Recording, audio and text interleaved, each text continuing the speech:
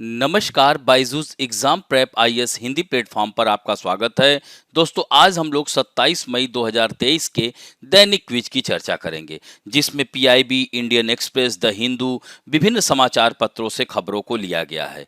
और दोस्तों, इसमें हम लोग अंतिम जो 5वां प्रश्न होगा वह विगत वर्षों से लिया गया है और लास्ट में हम एक फैक्ट ऑफ द डे की बात करेंगे।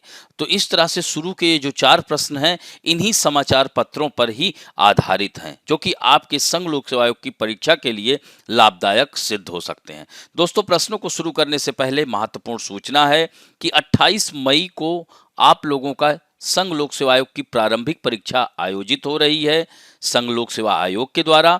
तो दोस्तों, इस परीक्षा के बारे में पूरा विश्लेषण बायजूस एग्जाम प्रेप आईएएस 28 मई को ही शाम 7 बजे शुरू होगा, यह लाइव प्रसारण। तो इसमें इस प्रश्न पत्र के बारे में चर्चा की जाएगी और अपेक्षित कट ऑफ क्या होगी, इसके बारे में भी हमारे शिक्षकों के द्वारा बताया जाएगा। तो इसमें आप लोग ज़्यादा से ज़्यादा भाग लीजिए।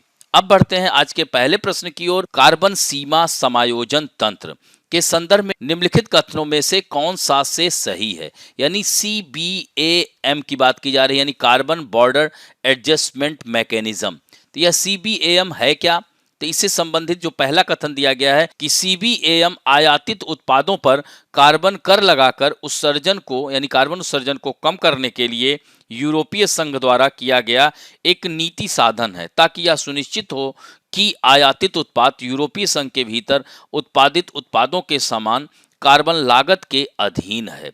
दूसरा कथन है, यह 1990 के स्तर की तुलना में 2030 तक ग्रीन हाउस गैस के उत्सर्जन को कम से कम 55% तक कम करने के लिए यूरोपीय संघ के फिट फॉर 55 इन 2030 पैकेज का हिस्सा है। तो दोस्तों, अगर हम बात करते हैं यहाँ पर कार्बन बॉर्डर एडजस्टमेंट मैकेनिज्म यानी CBAM की, तो दोस्तों यह यूरोपीय संघ ने घोषणा की है। किसकी? CBAM की, जो कि गैर हरित या पर्यावरणीय रूप से अस्थिर प्रौद्योगिकियों का उपयोग करके बनाए गए सामानों के आयात पर कार्बन टैक्स लगाएगा, जो कि अक्टूबर 2023 से संक्रमणकालीन चरण में पेश किया जाएगा। और दोस्तों, आपको बता दें कि CBAM यह 1 जनवरी 2026 से यूरोपीय संघ में चुनिंदा आयातों पर करीब 20 से 25% कर आरोपित करेगा।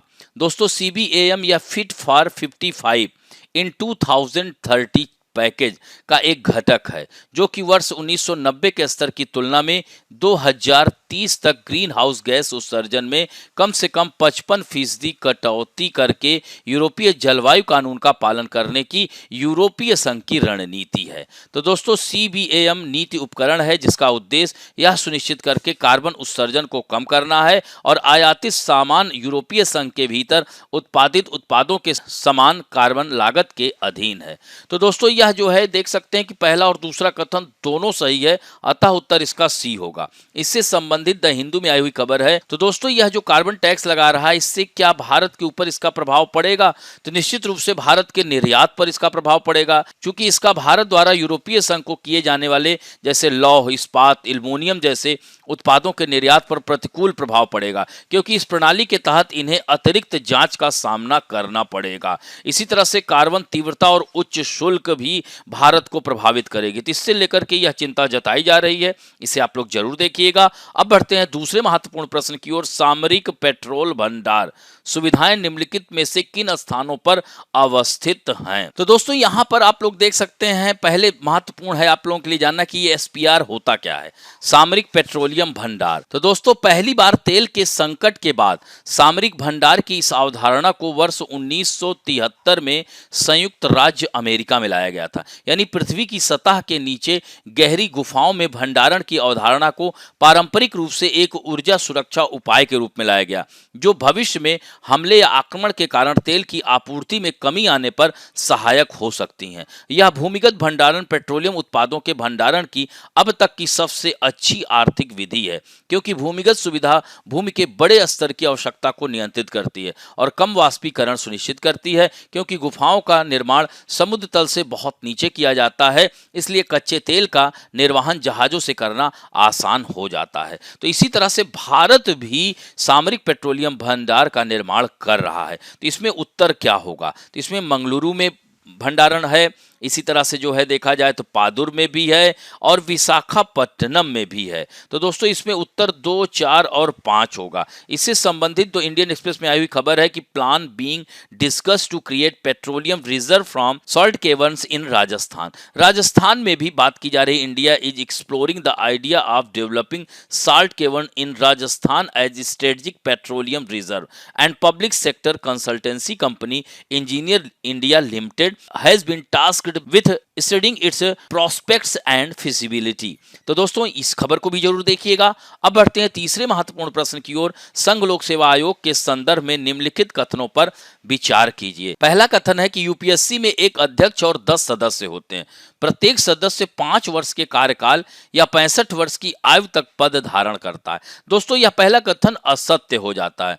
क्यों? क्योंकि इसमें अगर हम बात करते हैं तो यह इस आयोग की संरचना की अगर हम बात करें तो इसमें एक अध्यक्ष व 10 सदस्य होते हैं, लेकिन संविधान में इसके सदस्यों की संख्या निश्चित नहीं की गई, बल्कि इसके सदस्यों की संख्या के निर्धारण की शक्ति राष्ट्रपति में निहित की गई है।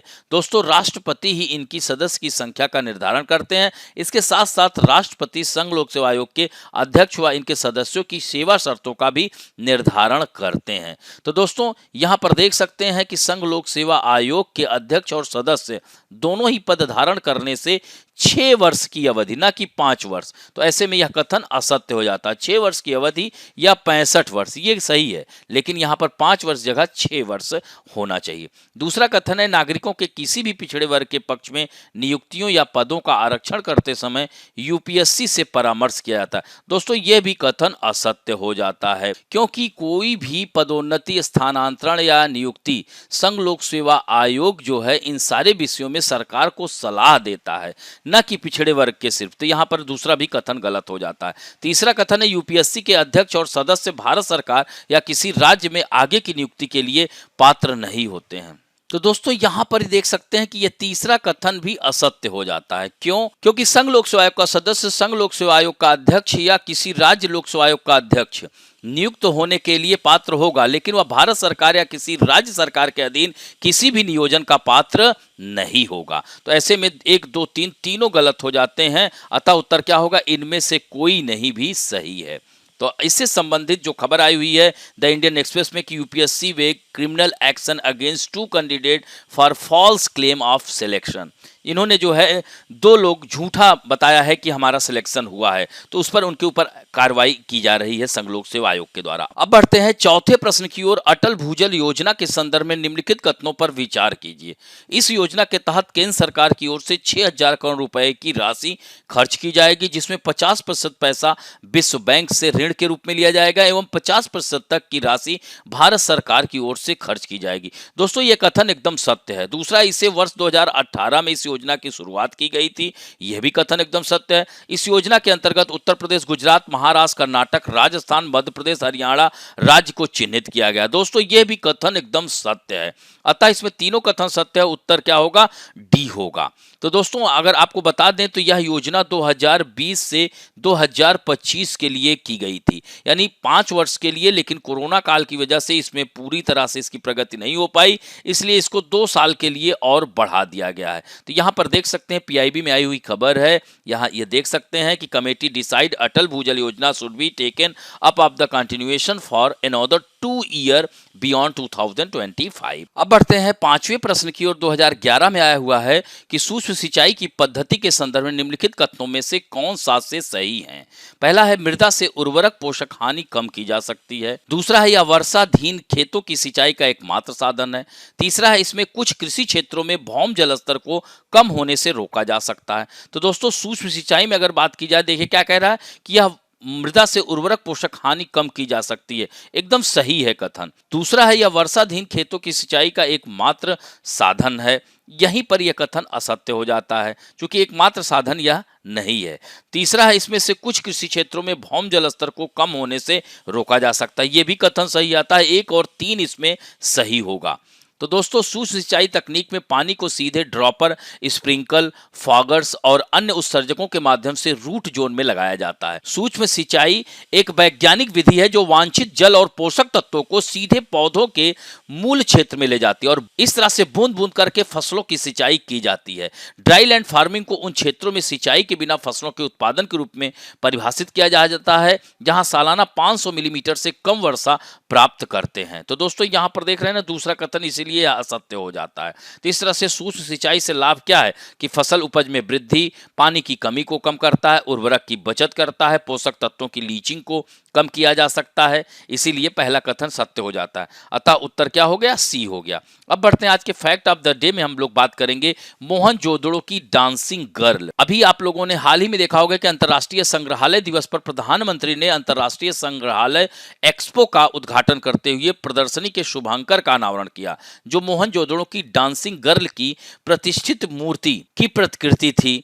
तो दोस्तों डांसिंग गर्ल एक प्राचीन कलाकृति मोहनजोदड़ो के पुरातात्विक स्थल पर खोजी गई थी और ब्रिटिश पुरातात्विक अर्नेस्ट मैके ने मोहनजोदड़ो के गढ़ के खंडहरों में खुदाई के दौरान इस उल्लेखनीय कांस्य की मूर्ति का पता लगाया था। दोस्तों बंटवारे के बाद मोहनजोदड़ो के पाकिस्तानी क्षेत्र का हिस्सा बनने के बावजूद डांसिंग गर्ल एक समझौते के तहत भारत में ही रही और कांस्य मूर्ति अब भारत के राष्ट्रीय संग्रहालय में है, जहां यह एक प्रमुख प्रदर्शनी के रूप में आगंतुकों को मंत्रमुग्ध कर देती है। तो संग्रहालय की सिंधु सभ्यता के गैलरी के स्टार ऑब्जेक्ट के रूप में संदर्भित डांसिंग गर्ल अपने दिलचस्प ऐतिहासिक और कलात्मक मूल्य के साथ लोगों को आकर्षित करना जारी रखती है। तो दोस्तों यह भी बहुत ही महत्वपूर्ण है, इस खबर को भी आप लोग देखिएगा। यहां पर हमने कुछ पॉइंट दिया है और आज के लिए अब आप लोगों के लिए पहला प्रश्न है कि यूपीएससी यानी संघ लोक सेवा आयोग एक संवैधानिक निकाय है, तो यह संविधान के किस भाग में निहित है और किस अनुच्छेद से किस अनुच्छेद के बीच में इसके बारे में व्याख्या की गई है। दूसरा महत्वपूर्ण प्रश्न है कि मोहनजोदड़ो का शाब्दिक अर्थ क्या है। इस तरह से इन दोनों प्रश्नों के उत्तर आप लोग जरूर दीजिएगा। आशा करता हूं कि आज का वीडियो आप लोगों को अच्छा लगेगा। यदि अच्छा लगे तो प्लीज लाइक, शेयर, सब्सक्राइब और बेल आइकन दबाना ना भूलें। धन्यवाद।